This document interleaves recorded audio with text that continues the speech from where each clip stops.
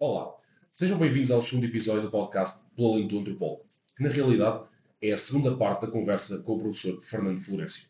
Esperemos que gostem deste episódio e obrigado por ouvirem.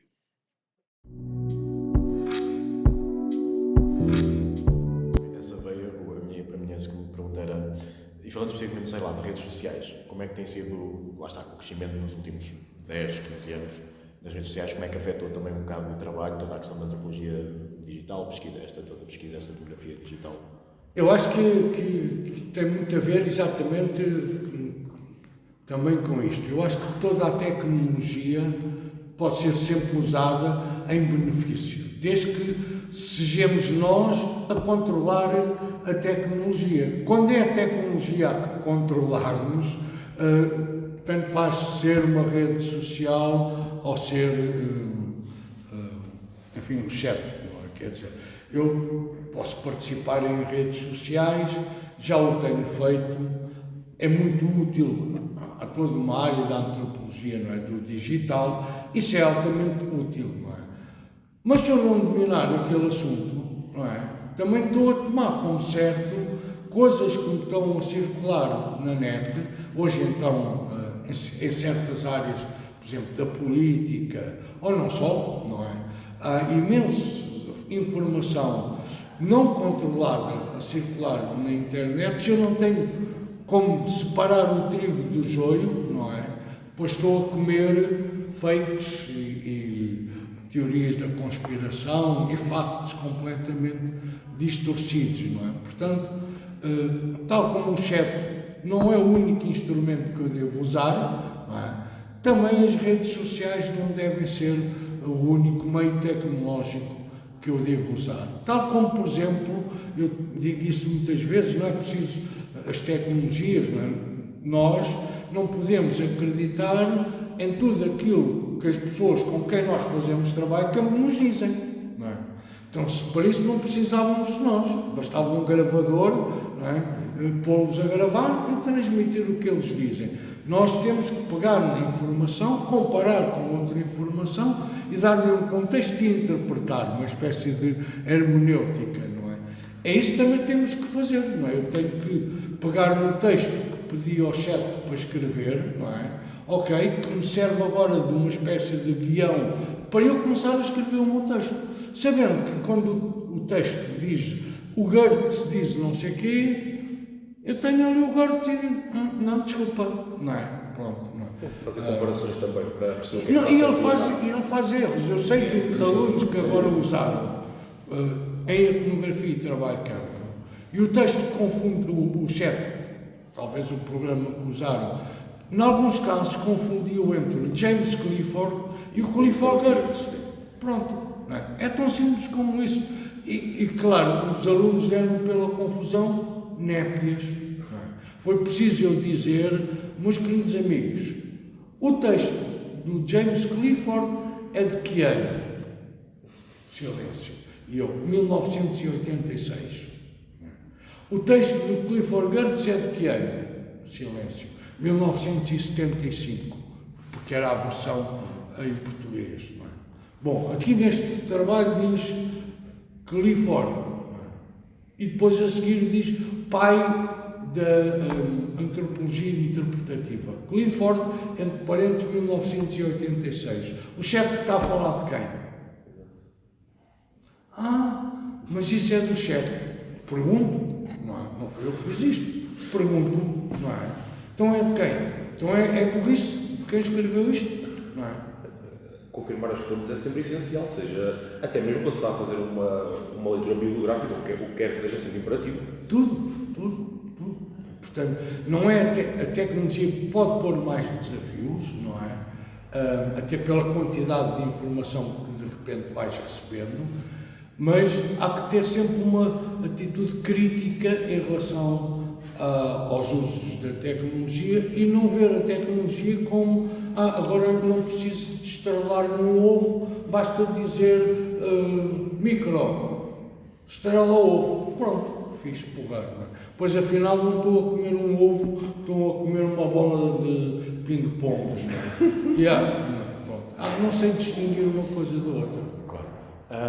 E também falando um bocado no moderno, falámos de toda essa questão de ser crítico e tudo, lá está, cada vez mais existe esta globalização, toda esta questão. Como é que a antropologia consegue abordar questões como tradições mais antigas ou tradições de comunidades não tão conhecidas sem interferir ou julgar, neste caso, pronto, com os estudos africanos que fez, nós sabemos de várias comunidades nessas regiões, pronto, têm tradições mais fora da caixa, não tão comuns para nós. Como é que a antropologia pode tratar disso sem interferir? Essas ou qualquer outras, entre essas, espiritualidade, fé, religião, tudo isso.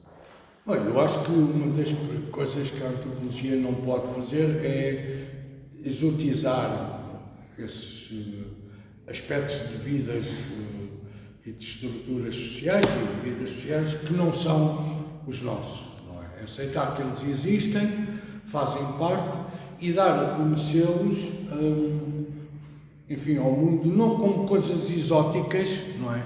Vejam lá, estes gajos até comem cobra viva, não é? Mas demonstrar que há uma pluralidade de maneiras de ser e de estar. Não há uma forma única de ser religioso e de ser crente. Não há uma única religião. Também não há um único aspecto cultural. E mesmo muitas das vezes aspectos culturais similares são entendidos por populações diferentes de maneiras completamente diferentes. Não é? Portanto, eu sou um adepto do relativismo cultural. Não é? Portanto, a ideia de que, acima de tudo, primeiro temos que dar conta do que é que uma determinada coisa significa para as pessoas. Não é? Que não é necessariamente o mesmo que significa para mim, ou até para todos dentro daquele grupo social. Eu acho que esse é o nosso papel. E depois de demonstrar que realmente há uma pluralidade de diferenças humanas que tem a ver precisamente com o facto de as sociedades serem coisas vivas, que se transformam completamente no contacto de umas com as outras, até por razões internas, e que estão em constante mudança. Há momentos em que se acelera essa mudança em determinados contextos, há outros momentos históricos em que parece a coisa mais parada ou mais lenta, mas nunca está verdadeiramente parada e não há essa classificação que diferencia as coisas por valor ou por valor moral. Não é? Umas são melhores do que as outras, umas são mais significantes do que as outras, umas são mais aberrantes do que as outras. Não, as coisas são todas aberrantes para quem não as pratica, são todas significantes para quem acredita e as pratica. E falando um bocado, lá está, sobre a antropologia no mundo atual, qual é que é o papel, pelo menos na sua opinião, que ela tem neste momento na sociedade e comparativamente qual era o papel que ela poderia ter, utopicamente? Bom, eu acho que a antropologia neste momento tem um papel basicamente residual. Digamos que talvez seja hoje em dia as áreas das ciências sociais e ainda pior das humanidades pouco valorizadas neste mundo neocapitalista ou neoliberal do ponto de vista económico. Realmente a antropologia, enfim, não é uma ciência apelativa nem competitiva. Não dá respostas rápidas, não dá respostas imediatas, não dá respostas positivas de isto é verdade ou falso, não é?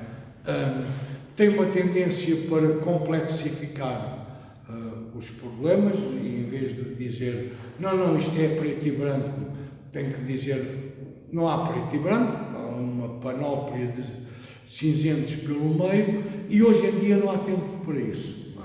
As empresas, os governos, o Estado, as pessoas, as redes sociais não querem alguém que apareça a dizer preciso de 6 meses para abordar o problema. Não é? Querem uma resposta imediata, sim ou não, isto é verdadeiro ou isto é falso. Não é? E, portanto, hoje há um uso cada vez mais, novamente, do positivismo e das ciências ditas exatas, não é? E, portanto, a antropologia e as humanidades em geral têm cada vez mais afastadas, a não ser aquelas áreas das ciências sociais, como a sociologia, por exemplo, ou áreas da sociologia, que se adaptaram e que são capazes de dar uma resposta imediata, não é? E assertiva. Não é? É completamente diferente. Se eu disser hoje para o mundo inteiro, não é? 72% dos meus alunos não devem estar na universidade. Isso não é uma asserção, não é uma ideia, é uma verdade. Está ali, 62%. Eu até consigo quantificar. Se eu disser, muitos alunos não têm capacidade para estar na universidade. Vem logo alguém perguntar-me, o que é muitos? Não é? Ninguém me pergunta o que é 62%. Não está lá. Não é? Podem-me dizer, bom, podia ser pior, podia ser 80%. Ok, mas 62% é afirmativo. É um facto. Muitos alunos, é um facto, exatamente. Um facto positivo. Muitos alunos, é tipo, mas o que é muitos, não é? E isso do podia ser pior é uma coisa muito portuguesa, há sempre alguma coisa que podia ser pior. Sim, exatamente. Lá está. Mas pronto, então, e terminar esta parte que é, como é que então, como é que a antropologia pode atualmente tentar chegar ao público em geral, lá está, ou tentar chegar a esse nível, e ao mesmo tempo, quem tem interesse, como é que o público pode tentar chegar à antropologia? Eu não tenho aquela perspectiva do Fukuyama do fim da história, não é? E, portanto, acho e acredito que isto é um ciclo e que mais tarde ou mais cedo pode mudar. Não é? Eu acho que mais tarde ou mais cedo vai-se perceber que a antropologia faz falta. Não é? Faz falta perceber a diversidade, quanto mais não seja quando essa diversidade estiver mesmo a acabar, não é? E o pessoal perceber, ups, isto deu disparate, não é? Há aquela célebre imagem da evolução, não é? Que se vê os vários primatas e no final vê-se o homem a voltar no sentido contrário, a dizer, voltem para trás que isto deu merda. Eu acho que é um bocado isso. Provavelmente, se a humanidade conseguir chegar a esse ponto, já não é mau, não é? Já não, assim, significa que há um retorno. Podia ser Eu pior. tenho uma visão distópica do futuro, não acho que o gajo não vai voltar para trás e isto vai dar mesmo merda, mas pronto. Está um argumento ótimo para uma série de ficção, portanto é pensar nisso. Pois, Sim. É pensar nisso. mas acho que é uma pena, porque acho que disciplinas como a antropologia podiam pôr-nos a pensar exatamente sobre isso. Só ainda para terminar este capítulo muito rapidamente, que é num mundo tão globalizado e tão dividido, tão polarizado, de que maneira, se é que é possível, que a antropologia pode contribuir para ajudar nas mudanças políticas e sociais? Pois, exatamente, dando conta de que há outras formas de ser e de estar e de fazer as coisas. Não é? E que, por muito provavelmente, essas outras formas de ser e de estar e de fazer as coisas trazem mais felicidade aos seres humanos do que estas. Não é? Eu percebo que isto tem um grau de utopia muito grande, não é? Enfim, entronca um pouco com a minha veia anarquista esquecida, não é? Enquanto a utopia está lá, no fundo, e se calhar a antropologia está-se a tornar também numa utopia, mas eu acho que sim, que a antropologia permite-nos entender que há caminhos de relações entre humanos, não humanos, natureza, culturas, outras espécies, não é? Uma espécie de aproximação multi-species, mas no sentido de que nós não deixamos de ser humanos, não é? Não quero agora tornar-me um leão ou achar que o leão, bom, como fazem muitos ameríndios, não é? Que o leão, neste caso a onça, não é tão humana como eu. Não é só dizer isso, não é exotizar o pensamento dos outros, mas é dizer há outras formas de ser e de estar, não é? Que sempre existiram, que nós estamos a dar cabo, não é? E que nós não estamos a dar cabo para melhor. Não é? Porque uma coisa é dar cabo de coisas que não estejam bem e nascerem outras coisas melhores. Não é? Nós estamos a dar cabo de tudo, do bom e do mau, tudo ao mesmo tempo. Vai tudo dentro da mesma enxurrada, não é? Desta onda global, sem termos consciência do que é que estamos basicamente a fazer. E quanto mais não seja alertar e chamar a atenção das consciências, a antropologia pode ter esse papel. E deve. E então, entrando nessa questão, a minha pergunta era: existe algum tipo, sei lá, uma experiência, um livro, um filme, algo que tenha mudado a maneira como vê o mundo ao longo da vida? Alguma que marcou e que fez essa mudança? Pois, essa pergunta tem que me pôr a pensar. Porque é assim, porque eu não sei, eu acho que não há um momento. A mudança é uma espécie de processo. Nós vamos mudando aos poucos e poucos, não é? Dizer, eu era fascista e vi um filme sobre Auschwitz e passei logo deixei de ser nazi. Não, acho que não é assim que a coisa acontece. A pessoa vai mudando aos poucos e poucos ao longo da sua experiência. Por isso é que há essa bela ciência que é a fenomenologia, não é? Que dá conta do modo como nós vamos entendendo o mundo à nossa volta a partir da própria experiência. Há momentos que sim, que são marcantes, não é? Para mim, desde logo, obviamente, o período do Ruanda, a experiência do Ruanda, há uma espécie de Fernando antes do Ruanda e depois do Ruanda, não é? E, em alguns aspectos, nem sequer melhor, do ponto de vista até ético ou moral, digamos assim.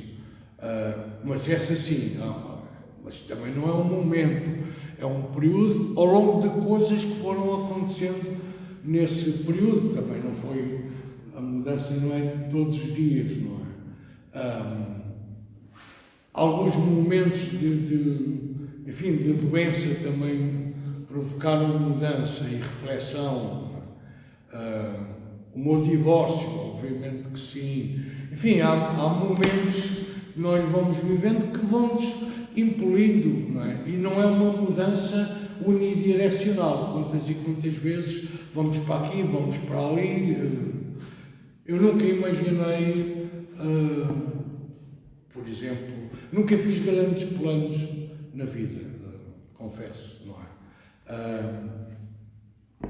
Como eu disse, fui trabalhar porque não quis estudar, não é? Tinha uma banda, ironicamente, já agora, eu ganhava mais a tocar do que a trabalhar, não é?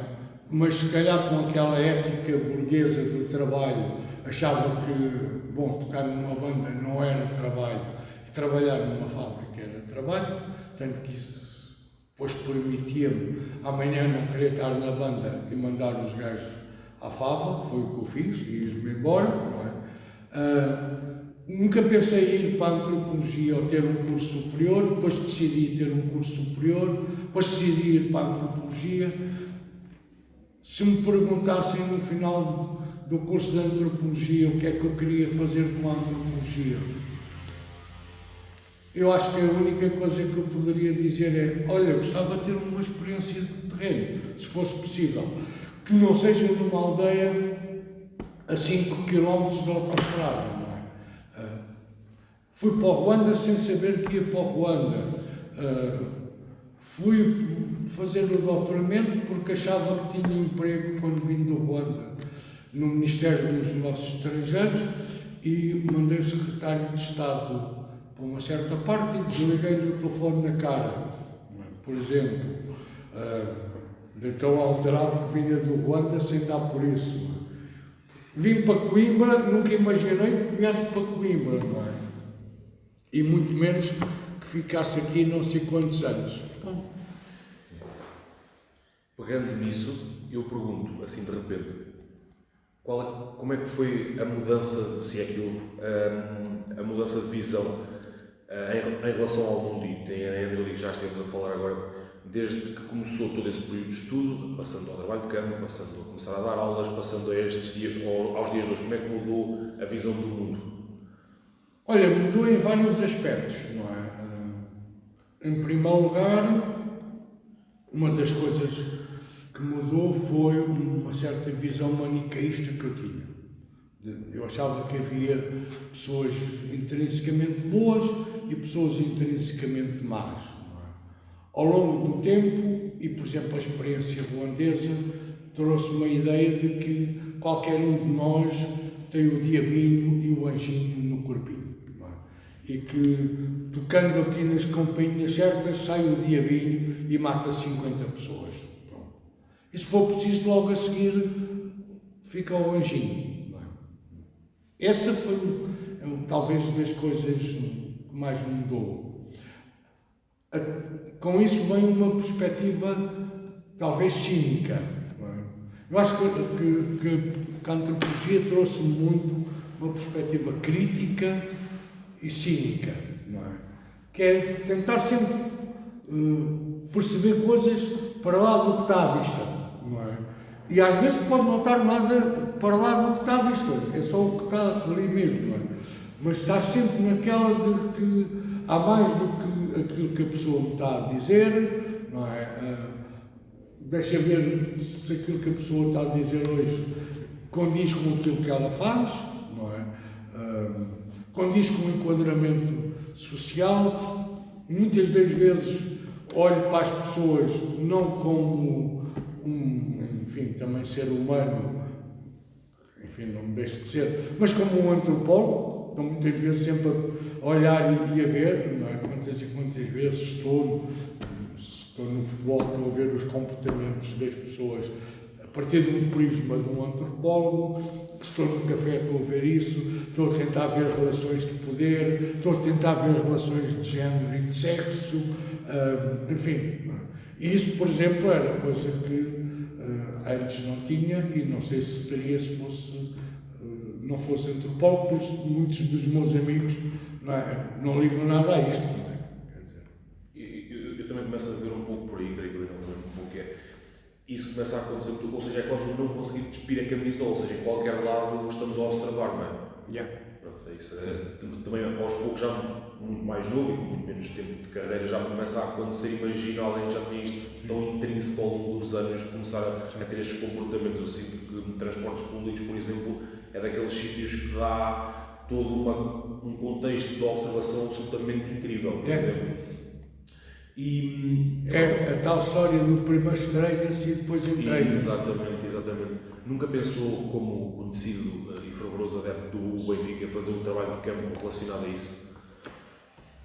Pois não, porque eu não tenho muito apreço por adeptos. Devo confessar. Eu sempre fui sócio do Benfica vários anos e tinha uma relação muito ambivalente com a claque, digamos. A claque, que não havia claque neste sentido, claques organizadas, mas com os adeptos. Eu em muitas coisas confesso que acho que em muitos aspectos sou mais racional do que emocional. Depois há muitas coisas em que sou muito mais emocional do que racional, o que é estranho. Sou muito mais emocional a tomar decisões, por exemplo, do que racional, não é? E depois sou muito mais racional a observar os outros do que emocional, quando podia ser perfeitamente ao contrário. Lembro-me deste tópico, porque há um antropólogo, o Daniel Seabra, que fez um trabalho sobre investigação com claques de futebol. Eu lembro-me disso agora por causa desse trabalho específico em que eu acho que seria interessante isso. Sim.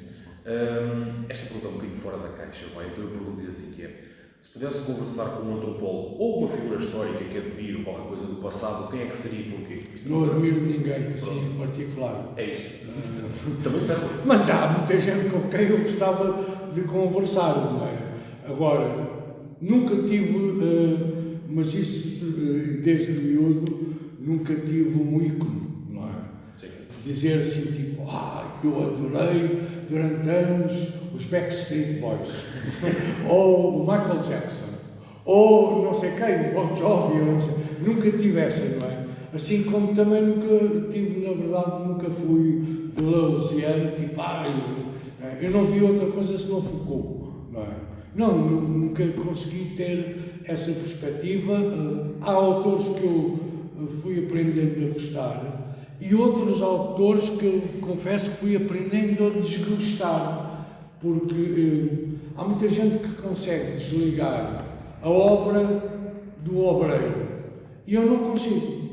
Eu até posso gostar da obra do fulano não sei quantos. Já li, já vi, ou um filme, ou li a teoria, não sei o quê. Depois venho a saber, venho a ler, o gajo era pedófilo, ou era misógino, ou era assassino, ou era maluco, e eu já não consigo ler mais nada do gajo, porque não consigo olhar e dizer, escreve muito bem, era um grande filho da mãe, não é?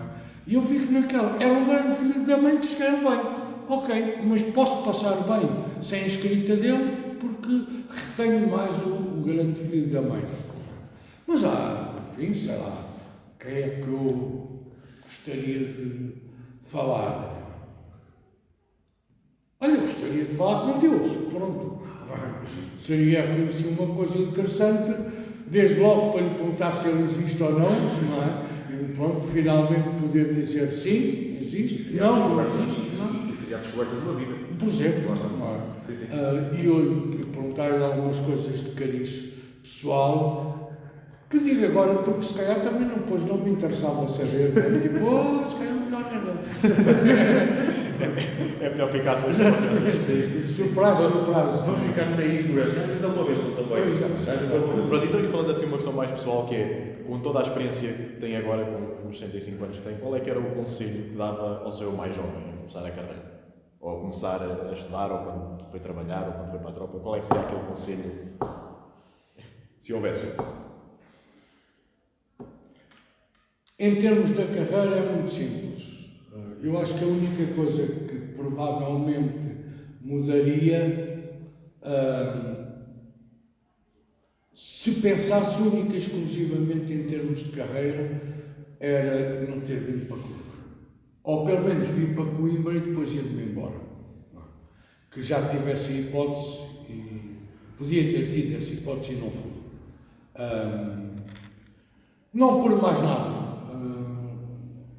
Mas porque realmente, enfim, eu acho que a antropologia social em Coimbra já era um subproduto institucional quando eu aqui cheguei, ou estava a tornar-se um subproduto institucional, e depois com a criação do Departamento de Ciências da Vida, e hoje é completamente um subproduto. Nós estamos aqui e estou cada vez mais convencido que não fazemos sentido absolutamente nenhum num departamento que valoriza uma outra epistemologia completamente diferente, de ciências naturais, de publicação em massa, de um artigo vale pela revista, em que se publica de fatores de impacto, de publicações com 15, 20, 30 fulanos. Eu às vezes recebo mails a dizer parabéns ao colega não sei quantos, publicou na Nature. Depois vou ver em 42º. E eu assim, onde é que o gajo escreveu? Não é? Não. Ainda se fosse primeiro. Não é? E portanto é toda uma epistemologia e mais uma questão moral que eu não partilho, não me identifico. Em grande medida a antropologia social também ainda não se identifica, não quer dizer que não venha a mudar em alguns contextos, como no caso dos Estados Unidos, até no Brasil isso hoje já é comum, não é? Eu lembro quando estava nas revistas ou na Etnográfica, ou aqui na nossa, a receber imensos artigos, propostas de artigos de dois autores, que depois vais a ver é o fulano que fez o mestrado ou o doutoramento e o seu orientador. Não é? E eu não concordo com isso, pura e simplesmente, e acho que ainda há a epistemologia da antropologia social e cultural, mesmo em Portugal, ainda vai nesse sentido. Não é? Faz parte do pacote do orientador orientar e, portanto, não é um coautor. E eu, mesmo que a antropologia venha mudando ou vá mudar nesse sentido. Eu não tenho já tempo suficiente para abarcar a mudança. Então, agora, talvez entrando numa parte mais de piada, e que são questões que nos surgiram, que era interessante ver a opinião antropológica sobre isto. Também são questões sobre a antropologia. Para alguém que fez um trabalho de campo tão longo, foi uma questão que surgiu, que é: o antropólogo passa muito tempo com um grupo e se começa a comportar como esse grupo. É imersão ou é só falta de personalidade? Qual é que é? Pois, eu acho que é falta de personalidade. Se pões as coisas assim dicotómicas entre imersão e falta de personalidade, eu ponho falta de personalidade, não é? Porque sempre a alternativa do homem ter descoberto o admirável mundo novo. Uau, era isto que eu sempre quis e não encontrei. Pronto, e já é uma terceira via, digamos assim, não é? Mas eu nunca fui para o terreno e continuo a achar que o terreno não é um divã, não é? Os divãs estão aí, não é? Quer dizer, e há gajos especialistas em ouvir-nos no divã ou no sofá ou não sei o quê, não é? Os desgraçados dos outros não têm que maturar e, portanto, eu não vou à procura de mim próprio. Claro que vou descobrindo coisas sobre mim, lógico, não é? Mas não é o motivo do trabalho ir à procura de mim próprio, não é? E se um dia encontrar, enfim, um contexto altamente apelativo, não é? Diria eu até um universo de Amazonas, não é? Em que não haja mais gajos, sou eu o único gajo provavelmente aceito ficar naquele contexto, mesmo sabendo que não sou do contexto, mas que não perca a minha identidade de ocidental, mas já agora, se precisarem de mim aqui, contem comigo, não é? Faz sentido. Pronto, então, talvez para terminar um bocado, qual é que, por exemplo, e já falámos um bocado sobre isto, mas voltando, qual é que foi a maior lição que a antropologia já lhe ensinou sobre a humanidade? Todo o estudo que fez, todo o trabalho que teve. Qual é que é a maior lição ou a maior descoberta que a antropologia? Não sei se posso dizer a maior, mas o trabalho de campo já me deu algumas confrontações, enfim, bem duras até, não é? Eu costumo dar sempre o exemplo, até pela questão, enfim, dar os exemplos, como eu disse, para a cadeira de etnografia, do Sr. Mendes, que foi o senhor que me aceitou da primeira vez em trabalho de campo no Buzi, e as refeições, como eu disse, as condições eram muito difíceis de viver e basicamente o que nós comíamos, a família do Sr. Mendes era o Sr. Mendes e a mulher eram adultos e tinham filhos desde os 16 até à barriga, portanto, de 2 em 2 anos tinham filhos. Isso dá, sei lá, uns 7 ou 8, ou qualquer coisa assim. Mas o Sr. Mendes, ainda por cima, tinha uma segunda mulher, que era uma ex-viúva do irmão dele, que ele tomou como levirato. Também tinha 3 ou 4 filhos, uns do falecido marido, outros já do Sr. Mendes. Portanto, era uma catrefa de bocas, aí à vontadinho, umas 12, 13, e mais uns adultos, eu e o Magaço, que era o sobrinho do Sr. Mendes e que era o meu assistente de trabalho. E nós jantávamos, a única refeição era o jantar e era em 2 grupos separados.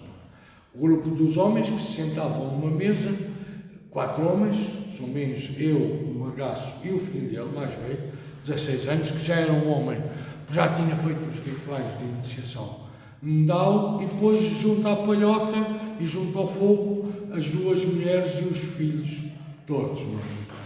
E basicamente havia 2 pratos de comida, não sei se basta vocês imaginarem aqueles pratos de plástico da sopa e depois cheios de massa de milho, pronto, para aí desta altura, o que dava uma bola assim a cada adulto, mas um pão, digamos assim, uma carcaça em massa de milho, não havia mais nada para comer, não é?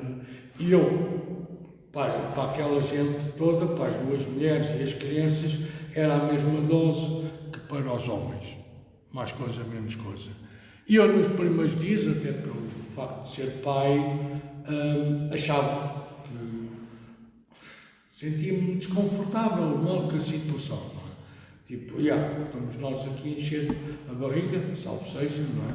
E esta gente ainda pior do que nós. Então, da bola que me davam, eu partia metade, comia uma metade e achava que a outra metade no prato era para ir dar às pessoas, sobretudo às crianças, coisa que eu faria tranquilamente na minha casa, se houvesse necessidade e falta de comida, não é? E quando fiz isso, levantei-me e peguei no prato, dirigi-me, o São Mês perguntou o que é que eu ia fazer. Já não me lembro bem das palavras, mas a ideia foi tipo, e eu disse, não tenho mais fome, é para dar... Não, traz cá isso, não é? E eles, os três, basicamente pegaram na minha metade e me dividiram. Eu no outro dia voltei a fazer a mesma coisa e depois disse, quer dizer, não estou eu a passar fome para alimentar marmanjos. Uma coisa é crianças, outra coisa é marmanjos, não é? E comi, não é? Mas aquilo andava-me ali a remoer, até que um belo dia, passado uns dias, perdi a vergonha e perguntei ao São Mês porquê. E o São Mês deu-me uma fórmula mágica, que eu, enfim, nunca tinha pensado nisso, porque também nunca tinha necessidade de pensar. Ele disse-me basicamente, um homem faz crianças, uma criança não faz homens. Se eu morrer, o que é que vai ser desta família? E é verdade. Estamos a falar de uma situação em que não há Estado de providência, não há família de providência, porque o único familiar era o São Mês, por isso é que ele ficou com a mulher em levirato do falecido irmão. Se ele morresse, não tinha outros irmãos para ficar com aquelas duas mulheres e com aquelas crianças todas, e uma mulher sozinha num contexto patriarcal e patrilinear, com uma catrefa de filhos, viúva, estava feita completamente. Não é? E portanto, o São Mês, claro que amanhã podia ter um infortúnio qualquer, não é? Mas ele era o estanque, ou pelo menos nas concepções dele, ele era o estanque, não é? E isso interpelou-me logo naquela de uau, não é? Ainda agora aqui cheguei, já estou a levar uma estalada, não é? Destas, não é? Uma maneira diferente de pensar. Exatamente. Nós não usamos. Exatamente. Em que, confesso, a minha primeira, como eu disse, a minha primeira coisa foi, olha estes gajos, né? Encher lambuzos, não é? Espera aí que eu já te dou a minha parte, não é? Pronto. Então não dão às crianças, caralho. E vamos encerrar. E para encerrar, eu gostaria de lhe pedir que deixasse, portanto, uma mensagem àqueles que estão agora a começar a explorar ou a ter interesse neste nosso mundo da antropologia. Que venham e que explorem. Eu continuo a achar a antropologia dá-nos uma maneira completamente diferente de ver o mundo. Dá-nos uma maneira diferente de ver o mundo. A antropologia, não estou a dizer que seja a melhor das ciências, há aquela fase qualquer. O Jorge Varandé está sempre a usar isso nos meios dele. A antropologia ou não sei o quê das humanidades, ou a melhor coisa das... Bom, eu não sei a forma. Não acho que seja nem melhor nem pior, mas a antropologia dá-nos uma visão crítica do mundo à nossa volta. E eu acho que falta muito isso aos jovens hoje. Não é? Terem uma visão crítica que depois permita, em consciência, tomar opções. Se alguém quer ser não sei o quê, que seja não sei o quê. Mas seja não sei o quê, consciente do ser não sei o quê. Não é? E a antropologia dá essa consciência sobre nós humanos, sobre a diversidade humana, sobre a relação dos humanos com não humanos, com o ambiente e a influência que nós temos na evolução, no sentido de mudança ou desevolução do meio ambiente em que vivemos, este chamado planeta. Não é? Eu acho que não há ciência que nos dê essa visão mais abrangente hoje de todas estas dimensões que não seja a antropologia. Pessoalmente, não é? Mas pronto, farto-me de rir. Ainda há uns tempos atrás tinha essa discussão com uma colega minha por ter assistido a uma coisa sobre a célula. Eu não sei replicar isso. Aquelas talks do DCV, e alguém foi falar de não sei o que da célula, não sei o que mais. Uma coisa tão específica da célula, e que na verdade a rapariga, uma doutoranda, enfim, conhecia a célula até mais não é? E eu não perguntei, também não quis ser ofensivo, não é? Vim-me embora a dizer: esta miúda sabe tudo sobre células, mitocôndrias, e mais isto, e ácido ribonucleico, e blá blá blá blá blá blá blá blá. Se calhar não sabe nada do contexto social da pobreza, ou não, em que vive aquele gajo que tem aquela célula, não é? Ou os gajos que têm aquela célula, ou os gajos que têm aquela doença, não é? Porque está demasiado. Não é que esse conhecimento não seja necessário, não é? Ele é necessário, mas não é mais necessário, não é? Do que o contexto à volta. É importantíssimo saber como é que se reproduz o vírus. Sim, claro, obviamente que sim. Até para se produzir uma vacina, perfeitamente de acordo. Então, e perceber o contexto social de propagação, e se vale a pena confinar pessoas ou não vale a pena, o que é que isso traz depois, não é? Quais são os efeitos? Eu, por exemplo, estou convencido, e termino já para não chatear mais, hoje uma das características, enfim, um dos handicaps desta nova geração de estudantes universitários tem a ver com a pandemia. Com o facto de terem estado em casa anos fechados e a terem aprendido coisas, não é? A partir da internet, no 10º ano, 11º ano, provavelmente aprenderam a fazer trabalhos para o 10º e para o 11º ano com a mãe ao lado, ou com o pai, a fazer o trabalho sobre biologia, ou o trabalho sobre história, como também muito aconteceu. Isso é menos importante do que a vacina. Ok, no imediato sim, mas agora o que é certo é que a vacina já, enfim, felizmente pouco conta, e estes efeitos vão ficar para o resto. E não só à escala nacional, que eu acho que isto é à escala global e mundial, não é? Sim. Ou pode ser. E não só mesmo em pessoal de secundário, mesmo com questões da universidade, a gente a ter aulas, lá está, questões necessariamente de prática, até apresentar teses e tudo. Sim. Nesse sentido. Certeza. Houve alunos que nunca passaram uma licenciatura inteira quase sem nunca pôr os pés numa universidade. Sim, claro. E isto deve ser doentio. Deve ser uma coisa Sim. Bem, pronto, é isto. Está feito. Queríamos agradecer mais uma vez a presença. É isso. Está feito. Depois isso está feito. E continuamos a conversa lá fora. Já estamos a chatear as pessoas há muito tempo.